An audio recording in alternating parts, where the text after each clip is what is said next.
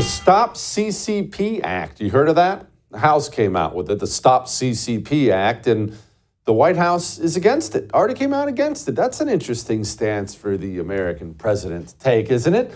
I bet Natalie Winters has some things to discuss about all that. Joining me now, co-host of The War Room, investigative reporter, one of the great ones we have out there, my friend Natalie Winters. Natalie, why would the White House be against stopping the CCP? I thought everyone was against that.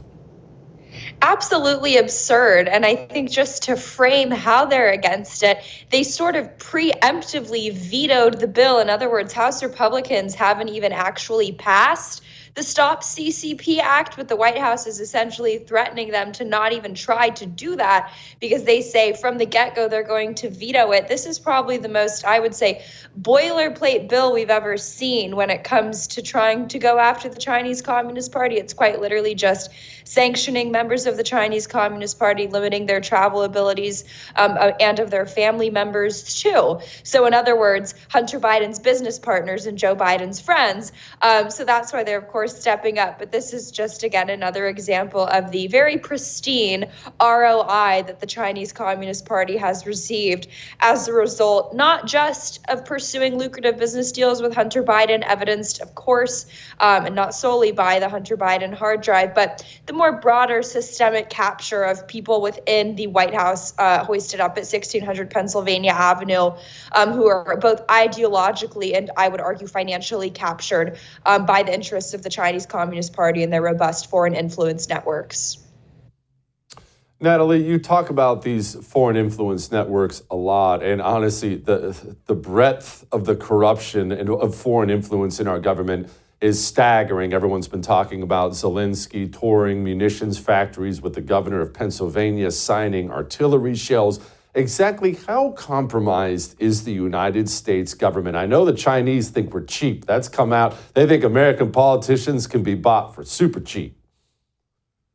Well, look, this Zelensky story is particularly egregious, and not just because they flew him over here on U.S. Air Force planes, but you have to remember it was just last year that it was sort of secretly announced that the White House was issuing a new Ukraine strategy to dupe the American people into sending more of their taxpayer dollars overseas. And that was, instead of saying, well, let's, audit these aid packages or actually make the case to the American people, it was no, let's lie to them and say that Ukraine aid packages and continuing to warmonger between Russia and Ukraine, that's actually great for U.S. manufacturing jobs in the industrial base. That's a direct quote. That's not me paraphrasing.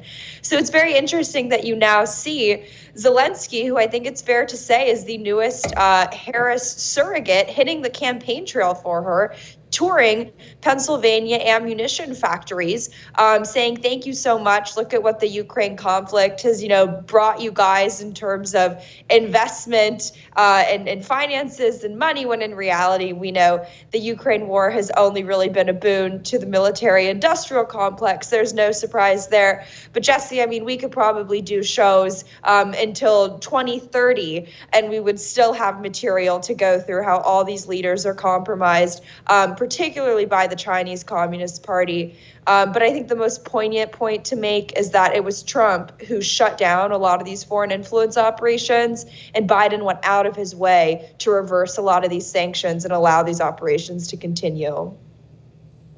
Yeah, it seems like it was only yesterday they busted a brothel in the D.C. area, supposedly some high-dollar brothel, and its customers were all politicians and generals and tech guys. Like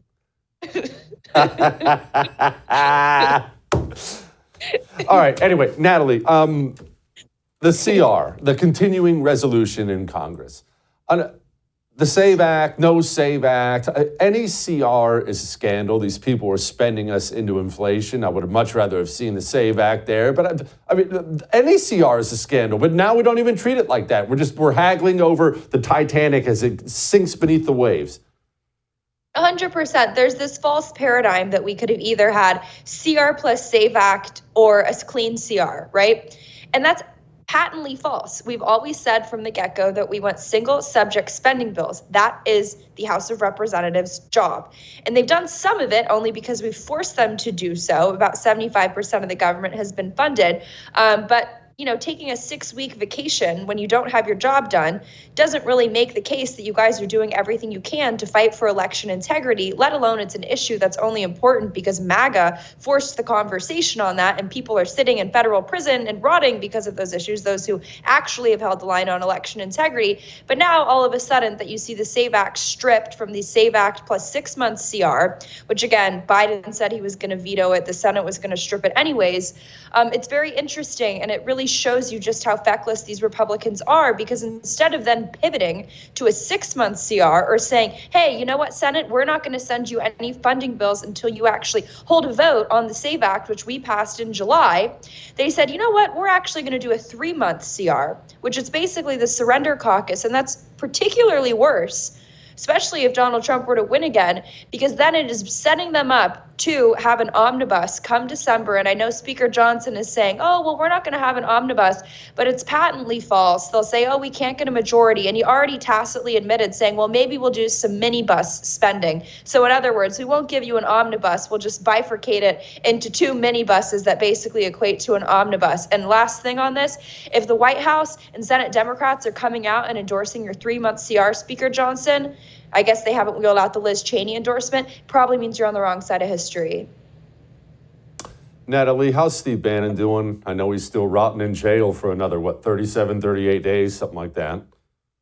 Well, thanks to the regime that Speaker Johnson and his Republican lackeys want to fund, so much so they want to make sure that Matthew Graves can get his 6-figure salary the same day that he's putting out letters to demand that Steve Bannon doesn't get an early release. So that's quite interesting. But, knock on wood, Steve is doing great from prison with the limited capabilities that he has. He's very up to date on the news and, of course, opposed to a CR like we always have been. And I encourage, House Republicans, I know Steve would probably get mad at us for even taking time to talk about him and not wasting it, or rather not allocating it towards talking about the election.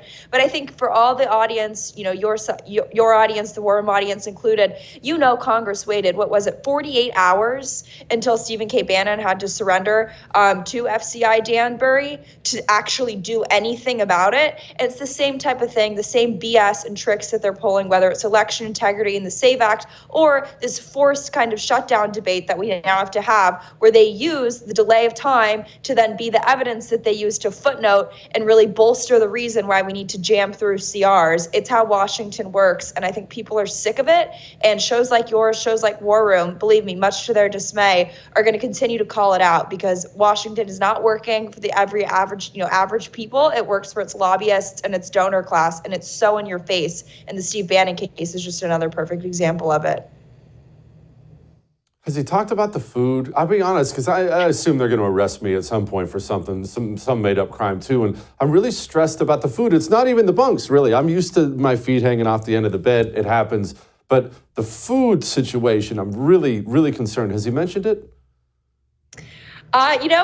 The only email correspondence that we have and that he has with our broader team really is just focused on news articles in the election. I kid you not. Oh. He is so task oriented. It's amazing. But I'll probably be joining you in that prison, especially as we work hard on opposing this CR. So maybe there'll be a special bunk.